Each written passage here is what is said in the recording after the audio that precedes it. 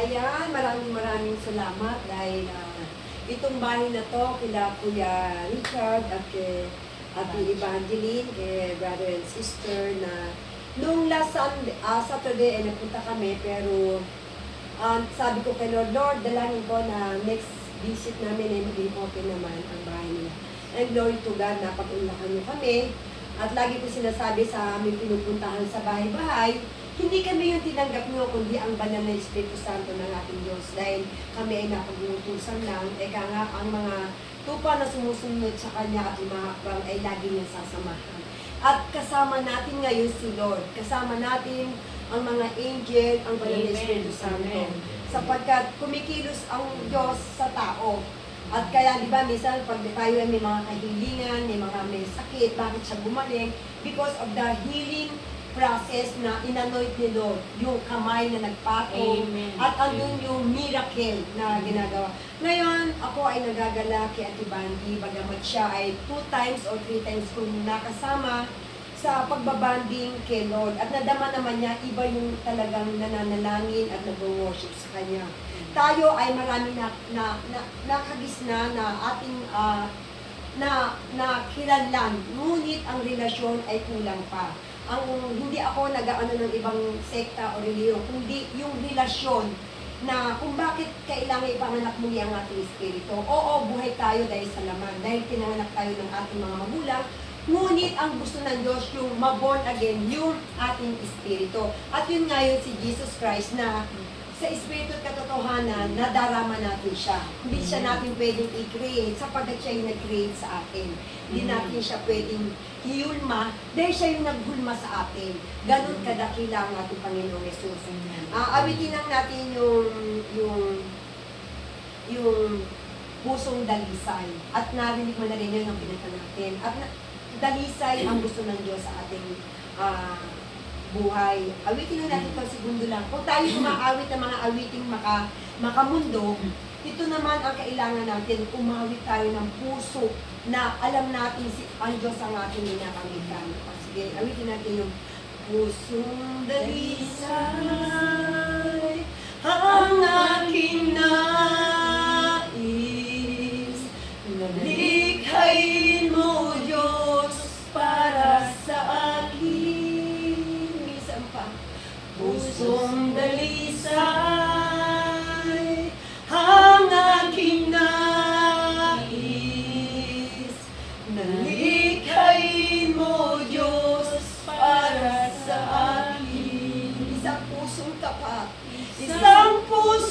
tapat, na sa'yo'y nagmamahal, isang pusong sa'yo'y walang alinlangan, isang pusong tinitibok na ika'y parangalan. Handog ko'y pagpupuri sa'yo lamang, Jesus. Misang pa, pusong dalisay, ang aking nais, nalikhain mo, Diyos, para sa akin. Yes, oh God. Pusong dalisay, ang aking nais, nalikhain mo, Diyos, para sa akin. Isang pusong tapat, Lord. Isang pusong tapat na sa'yo'y nagmamahal, isang pusong sa'yo'y walang alinlangan, isang pusong tinitibok na ika'y parangalan. Handog ko'y pagpupuri sa'yo lamang, Jesus. Isa pa, damin nyo to. Isang pusong tapat na sa'yo'y nagmamahal,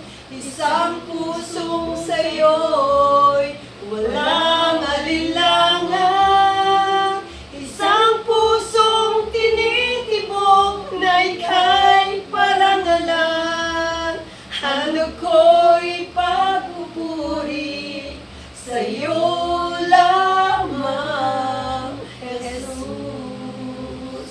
Sa'yo lamang, Jesus. Yes, Lord, isang pusong tapat ang nais mo sa iyong mga nilikha, Panginoon. Kung paano, Lord, ang nangyari sa California, Lord. Natupo ang buong California na hindi nila alam na sa isang isap mata ay pwedeng mawala ang yaman na kanilang pinag-ingat-ingatan. Mga inimpok nila dito sa lupa, Panginoon, na tunay, Lord, wala itong kabuluhan sa iyong mata. Ngunit, Lord, may kabuluhan nito kung ang isang Kristiyano nagmamahal sa iyo ay pinahalagahan ka sa bawat segundo ng kanilang buhay, Panginoon. Lord, ikaw ang nagpapala, ikaw ang nagbe-bless, ikaw ang nagpapala sa aming mga kamay, sa aming mga negosyo, Panginoon. Ikaw ang nagpo-provide ng maraming customer, Panginoon. Ngunit, Lord, kung uunahin ka namin, mas lalong dadami ang aming mga customer sapagkat you are the great provider. You are the give more blessing and favor, Lord, sa mga taong nananalig at nananampalataya sa iyo. Mga taong walang pananalig sa iyo, Lord, ay sa isang matay pwedeng mawala sa mundo, Panginoon. Katulad ng nangyari, Lord, sa California, o ka. Mga $100 million ang kanilang ininvest, ngunit walang natira. Miski mamamahali nilang sasakyan, mga sikat na celebrity, Lord, ay parang walang natira sa kanila, Lord. At ngayon sila, Lord, ay nananampalataya na sa ngayon, Lord. Libu-libong taga-California na yun, Lord, ang na-born again Christian. Mga nanalig sa iyo, Panginoong Jesus, hindi na inilurakan ng iyong pangalan, O God. Ngayon, Lord, sila ay nagpe-praise and worship sa iyo, na ang sabi, Lord, na ang buhay ay walang halaga kung wala si Kristo sa puso namin, O God. Lord, dalangin ko ang bahay na ito, Panginoon. Pinili mo ang bahay ni Brother Richard, O God. Pinili mo ang bahay ni Sister Evangeline, O God. 10 na kanyang nasasakupan, O God, mula sa kanilang mga anak, Panginoon.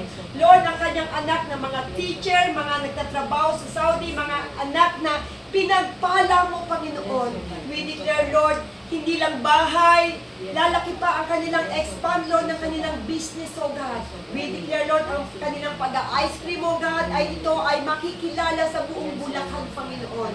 At ikaw ang magbibigay, Lord, ng kalakasan, ng katawan kay Kuya Richard, anumang trabaho kanyang hawakan, ito ay pagpapala, Panginoon.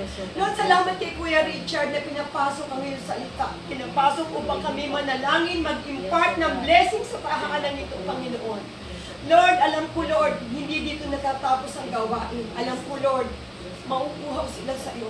At mga awiting makalangit ay aawitin nila sapagkat, Lord, ang buhay namin, ikaw ang nagbigay ng hininga sa bawat isa sa amin, O God.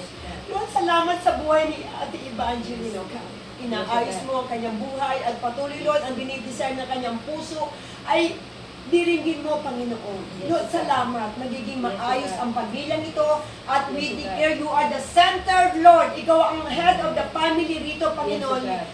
Sabi mo nga, Lord, kung ang tahanan si Kristo ang itinataas, ay patuloy, Lord, sasamahan mo ng libu-libong anghel ang tahanan nito. At patuloy, Lord, ikaw ang mag-i-embrace ng love dito, Lord. Na 9 fruit of the Holy Spirit ay bibigay mo, Lord. Ang pagmamahalan, ang joy, peace, at lahat ng bagay na Espiritu mo, Lord, ay ibibigay mo rito, Lord.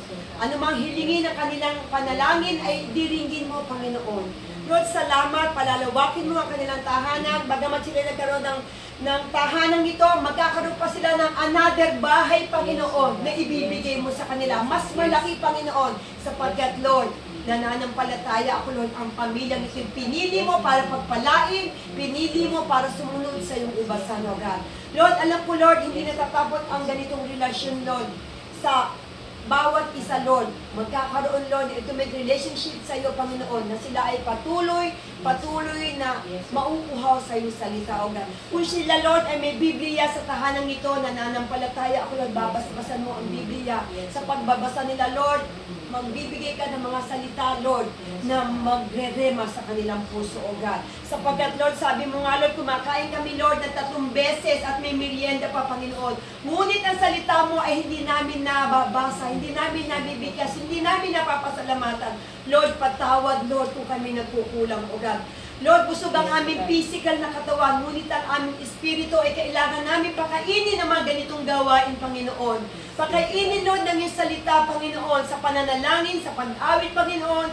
Ito, Lord, ay kalusugan espiritual. Sapagkat, Lord, pag kami namatay, Panginoon, tatarin man ang aming katawan, martilyuhin man, pinuhin man, ala kaming mararamdaman.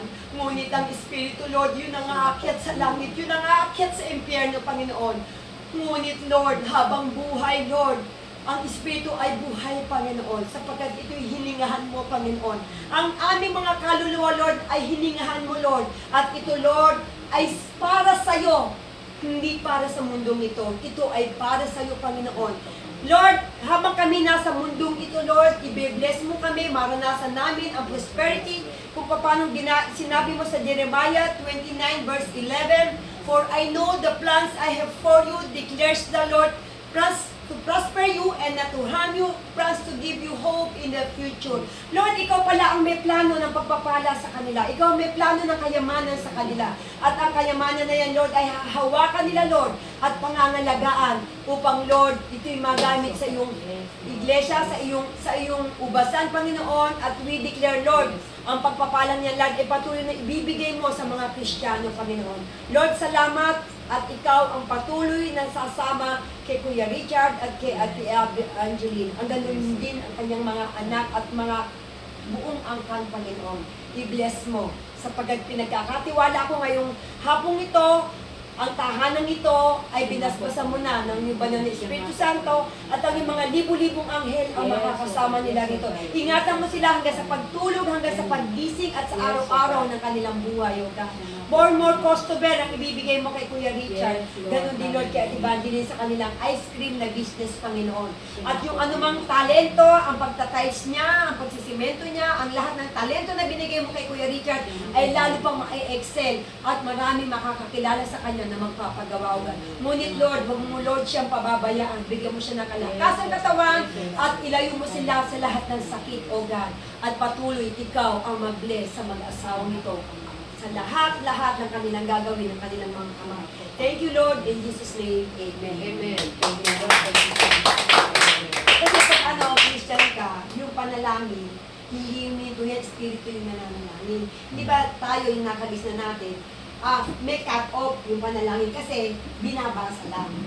Memorize lang. Ayaw ng Diyos yung hindi nanggagaling sa puso. Kailangan yung nanggagaling sa puso. Kasi nga, pag nagkasala ka sa isang tao, hindi pwedeng idadaan mo pa doon sa, halimbawa, huwag kayo masatay. Hindi mo na pwede idaan sa pare yung kasalanan mo. Hindi naman yung pare ang nagkasala eh. Kailangan ikaw humingi ng tawad niyo sa tao pinagkasalan mo. Yun yung direct to the heart.